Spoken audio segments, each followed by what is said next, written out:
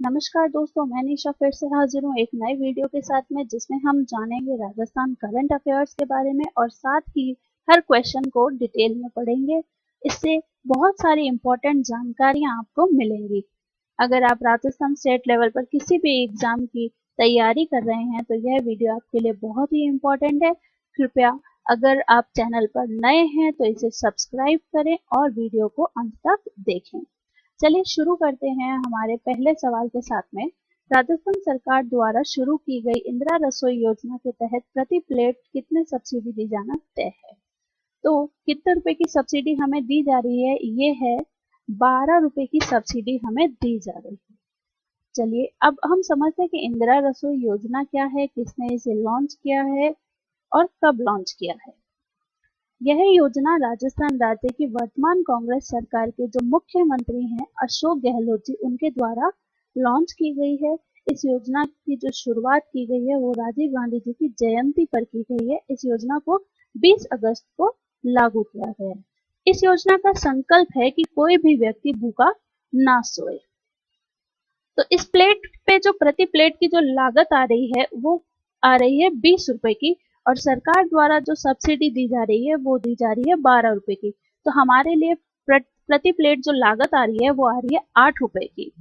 इस योजना का जो प्रति वर्ष का जो बजट रहा है वो रहा है 100 करोड़ रुपए। सरकार ने 100 करोड़ रुपए रखने का प्रावधान किया है। अब बात करते हैं नेक्स्ट क्वेश्चन की। केंद्र सरकार के अनुसार राजस्थान के किस शहर में स्वच्छता सर्वेक्षण में सर्वोच्च रैंक है?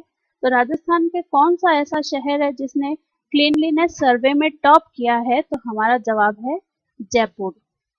सेंट्रल गवर्नमेंट का ये जो क्लीनलीनेस सर्वे था, इस सर्वे का 2020 में ये 5वां एडिशन था। 5th एडिशन में जो टॉप पे रहा है स्टेट लेवल पर, हमारे स्टेट लेवल पर, वो रहा है जयपुर। जयपुर की जो ऑल इंडिया की रैंक की बात करें तो ऑल इंडिया रैंक जयपुर को मिली है 28 और जोधपुर की बात करें तो जोधपुर को मिली है 29। क्योंकि ये 5वां एडिशन है तो सेंट्रल लेवल पर जो स्टेट है जिसने टॉप किया है वो टॉप करने वाली स्टेट है इंदौर। सबसे पहली रैंक हासिल की है इंदौर ने। इंदौर के बाद जो हासिल की है रैंक, दूसरी रैंक वो की है सूरत ने और तीसरे नंबर पे रहा है नवी मुंबई।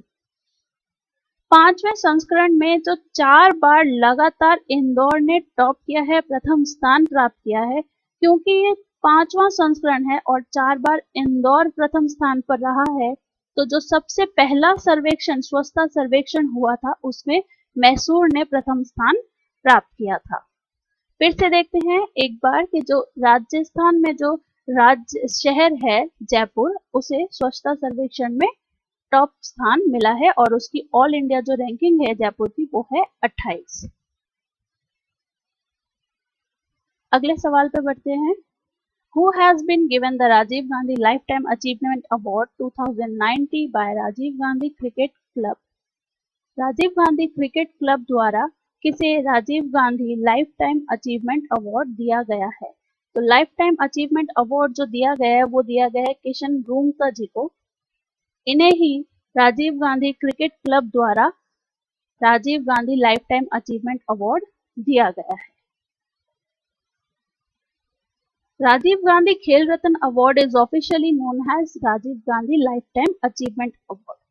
अब जरा Rajiv Gandhi lifetime achievement award के बारे में हम समझते हैं। भारत सरकार द्वारा दिया जाने वाला जो सबसे बड़ा खेल पुरस्कार है वो है राजीव गांधी खेल रत्न अवार्ड, जिसकी शुरुआत जो की थी 1991-92 में की गई थी। यह पुरस्कार जो है प्रति वर्ष खेल एवं युवा मंत्रालय द्वारा दिया जाता है। यह पुरस्कार जो है राष्ट्रपति द्वारा प्रदान किया जाता है। इस पुरस्कार की जो इनामी राशि होती है वो 7.5 लाख रुपए होती है। अब क्योंकि ये क्वेश्चन 2019 का है और 2020 में अगर हम इसे पढ़ रहे हैं तो इम्पोर्टेंट ये है कि राजीव गांधी खेल रत्न अवार्ड जो है अब 2020 में कब मिलने वाला है। तो राजीव गांधी खेल रत्न अवार्ड जो होता है वो दिया जाता है हमेशा स्पोर्ट्स डे पर, नेशनल स्पोर्ट्स डे, जो कि कब आता है 29 अगस्त पर आता है। हमारे जो मेजर ध्यानचंद जी थे उनकी जयंती पर जो है राष्ट्रीय खेल दिवस को मनाया जाता है। तो इस बार जो है राजीव गांधी खेल रत्न अवार्ड जो है वो भी राष्ट्रपति द्वारा जो है 29 अगस्त को दिए जाएंगे। अब क्योंकि जो किशन रोंगटा जी थे ये भी क्रिकेट से रिलेटेड थे, तो अब हमारे देश में क्रिकेट के क्षेत्र में अब तक 3 लोगों को ही जो है क्रिकेट के क्षेत्र में जो है खेल रत्न अवार्ड दिया गया है, राजीव गांधी अवार्ड दिया गया है, जिसमें सबसे पहले जो है सचिन तेंदुलकर हैं, दूसरे हैं महेंद्र सिंह धोनी और तीसरे जो है विराट कोहली। ये हैं मिस्टर किशन रोंगटा जी। अब हम देखते हैं कि जो 2020 है उसमें राष्ट्रीय खेल दिवस पर जिन भी लोगों को जो है राजीव गांधी खेल रत्न अवार्ड मिलने वाला है वो कौन कौन है। तो 5 लोगों को जो है राजीव गांधी खेल रत्न अवार्ड दिया जाएगा राष्ट्रपति के द्वारा। तो सबसे पहले जो है वो है रोहित शर्मा जी जो कि क्रिकेटर हैं। इसके बाद जो दूसरे नंबर पर है वो है विनेश फोगाट जो कि रेसलर हैं। तीसरे नंबर पर है मरियप्पन थंगवेला जो कि पैरालंपिक हैं। चौथे नंबर पे है मनिका बत्रा जो कि 25 साल की उम्र में ही उन्होंने काफी नाम कमाया है और देश का नाम भी रोशन किया है। ये टेबल टेनिस से रिलेटेड है। 5वें नंबर पे है रानी रामपाल जो कि वुमेन्स हॉकी टीम से रिलेटेड है। चलिए आगे बढ़ते हैं अगले क्वेश्चन पे। मंगोलिया में आयोजित यूथ एशियन बॉक्सिंग चैंपियनशिप 2019 में कांस्य पदक प्राप्त करने वाली जो महिला कौन थी। तो एशियन बॉक्सिंग चैंपियनशिप 2019 में किसे कांस्य पदक मिला था, हमारे सवाल का जवाब है अरुंधति चौधरी को। जी हाँ, इन्हें ही जो है कांस्य पदक मिला था। अब इसी क्वेश्चन को घुमा फिरा के कैसे भी पूछा जा सकता है कि जो एशियन बॉक्सिंग चैंपियनशिप 2019 थी उसका आयोजन कहाँ हुआ था। तो आयोजन हुआ था अपने मंगोलिया में। इसके बाद आपसे पूछ लेगा कि कौन सा पदक मिला था, तो कांस्य पदक मिला था। और ये पूछ ले कि अरुंधति चौधरी जो है किस क्षेत्र से संबंधित है, किस क्षेत्र विषय से बिलोंग करती हैं, तो ये हो जाएगा कोटा से। ये है अरुंधति चौधरी बॉक्सिंग की प्लेयर। चलिए आगे बढ़ते हैं। Which city of Rajasthan has been awarded the fastest moving city award in the recently released Cleanliness Survey 2020? फिर से स्वच्छता सर्वेक्षण से जुड़ा हुआ एक और सवाल कि जो स्वच्छता सर्वेक्षण 2020 हुआ है उसमें राजस्थान के किस शहर को फास्टेस्ट मूविंग सिटी का अवार्ड मिला है। तो फास्टेस्ट मूविंग सिटी का अवार्ड मिला गया है जोधपुर को।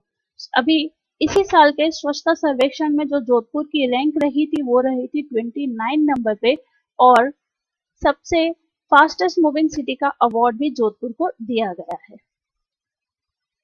अब बात करते हैं कि स्वच्छता सर्वेक्षण 2020 जो है, मतलब कि स्वच्छता सर्वेक्षण है, ये जारी कौन करता है। तो ministry of housing and urban affairs जो है इसे जारी करता है।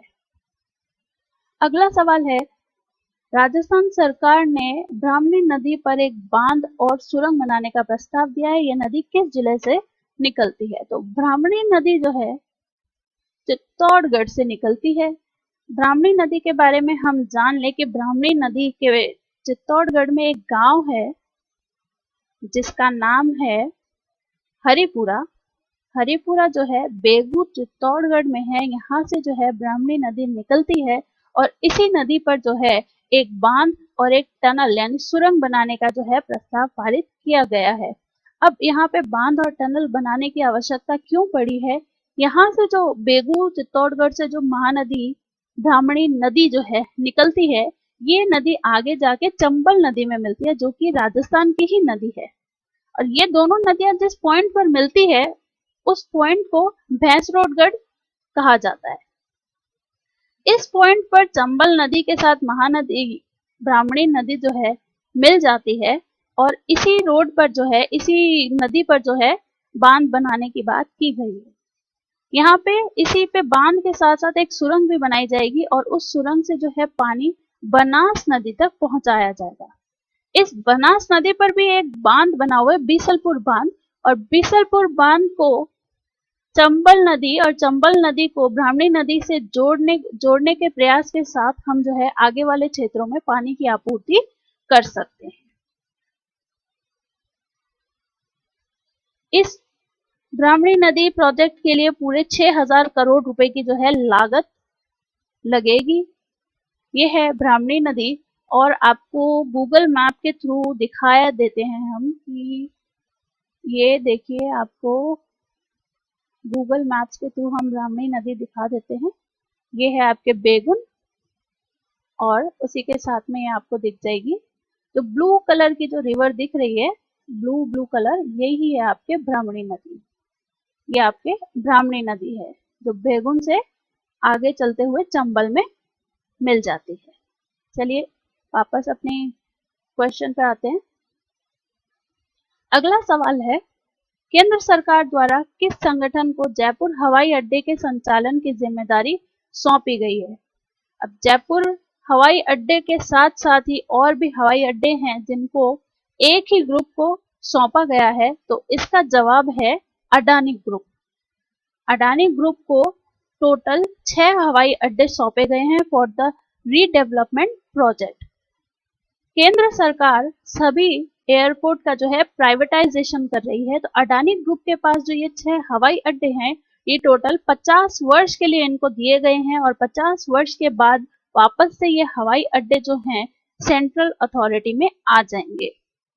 6 हवाई अड्डों में से 3 हवाई अड्डे जो हैं वो पहले ही अडानी ग्रुप को 2018 में दिए जा चुके थे और उसके बाद 6 में से जो 3 बचे थे उनको 2020 में जो है अडानी ग्रुप को दे दिया है। तो ये 6 हवाई अड्डे हैं, जयपुर, गुवाहाटी, तिरुवनंतपुरम, जिनको अभी अडानी ग्रुप को दिया गया है, और लखनऊ, मंगलुरु और अहमदाबाद जो है, इन 3 हवाई अड्डों को पहले ही 2018 में अडानी ग्रुप को रीडेवलपमेंट प्रोजेक्ट के तौर पे दे दिया गया था। चलिए आगे बढ़ते हैं। ये हैं गौतम अडानी। ये कॉलेज ड्रॉप आउट है लेकिन इंडिया के रिचेस्ट पर्संस में से एक है, अडानी ग्रुप के चेयरमैन और फाउंडर। अगला क्वेश्चन और अंतिम क्वेश्चन है, recently the central government has directed all the states including the Rajasthan government to include the disabled in the food security act। हाल ही में केंद्र सरकार ने राजस्थान सरकार सहित सभी राज्यों को खाद्य सुरक्षा अधिनियम में विकलांगों को शामिल करने की बात कही गई है, यह निर्देश दिया गया है। तो यह जो अधिनियम है ये कौन से सन में लागू किया गया था, इसका जवाब हमें बताना है। तो यह जो अधिनियम लागू किया गया था, खाद्य सुरक्षा अधिनियम, फूड सिक्योरिटी एक्ट, ये लागू किया गया था 2013 में। 10 सितंबर 2013 को जो है ये अधिनियम पारित किया गया था और उसके बाद जो है अभी ये चर्चा में क्यों है, क्योंकि 22 अगस्त को राजस्थान सरकार के साथ साथ सभी राज्य की सभी सरकारों को केंद्र सरकार के द्वारा ये निर्देश दिए गए हैं कि वह विकलांगों को, डिसेबल्ड जो हैं, उनको भी फूड सिक्योरिटी एक्ट में शामिल करें। अब क्या है food security act? Food security act के तहत जो है जितने भी गरीब लोग हैं उनको जो है, जो धान है, खाद्यान्न है, खाद्य सामग्री है, उनको कम लागत पे प्रोवाइड करवाया जाए। इसी के साथ ही वीडियो को समाप्त करते हैं। Thank you for watching. अगर आपको वीडियो पसंद आई हो तो चैनल को लाइक करें और ऐसे ही कुछ सवाल के साथ हम फिर से वीडियो को लेकर आएंगे। तब तक के लिए धन्यवाद।